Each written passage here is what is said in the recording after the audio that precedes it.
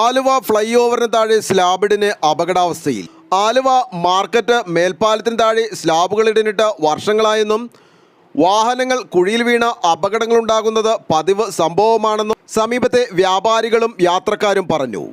അതായത് മെട്രോന്റെ ഭാഗത്തുനിന്ന് തിരിഞ്ഞു വരുന്ന, അതായത് തോട്ടക്കാട്ടെ ഭാഗത്തേക്ക് തിരിഞ്ഞു വരുന്ന ഫ്ലൈ ഓവറിന്റെ അടിയിലൂടെ വരുമ്പോൾ അവിടെ ഒരു കനാലുണ്ട്, ഒരു പാന പണിതിട്ടുണ്ട്.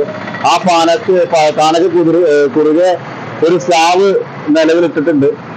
ആ സ്ലാബ് പലതവണയായിട്ട് വണ്ടികൾ കയറുകയും പല അപകടങ്ങൾ ഉണ്ടാവുകയും ചെയ്യുന്നുണ്ട്. സ്ലാബ് നിലവിലിടുകയും പിന്നെ വണ്ടി കയറി അത് ഒടിഞ്ഞു പോവുകയും നിരന്തരം ആ കുഴിയിലേക്ക് വാഹനങ്ങൾ ആ കുഴിയിൽ പോവുകയും അപകടങ്ങൾ ഒരുപാട് സംഭവിക്കുകയും ചെയ്യുന്നു.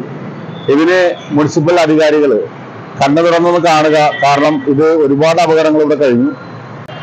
കാരണം ഞാൻ സീമാസ് ഭാഗത്ത് ഓട്ടോറിക്ഷ ഓടിക്കുന്ന ഒരാളാണ്.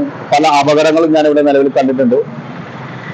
വലിയൊരു അപകടം ഉണ്ടാകുന്നതിന് മുമ്പ് എത്രയും പെട്ടെന്ന് എന്തെങ്കിലും ഒരു മാർഗം ഇതിനുവേണ്ടി അതിനൊരു പരിഹാരം കണ്ടെത്താൻ ഇവിടെയുള്ള മുനിസിപ്പൽ അധികാരികൾ ശ്രമിക്കുക. ബന്ധപ്പെട്ട അധികാരികളോട് പരാതി പറഞ്ഞാൽ ഇവർ പഴയ സ്ലാബുകൾ തന്നെ ഒപ്പിച്ചു വെച്ച് തടിതപ്പാറാണ് പതിവെന്നും നാട്ടുകാർ ആരോപിക്കുന്നു. മെട്രോയുടെ സൗന്ദര്യവൽക്കരണവുമായി ബന്ധപ്പെട്ട് കാന നിർമ്മിച്ചത് തന്നെ അശാസ്ത്രീയമാണെന്നും യാത്രക്കാർ പറഞ്ഞു. ഇവിടെ അപകടങ്ങൾ ഇപ്പോൾ തുടർക്കഥയാവുകയാണ്.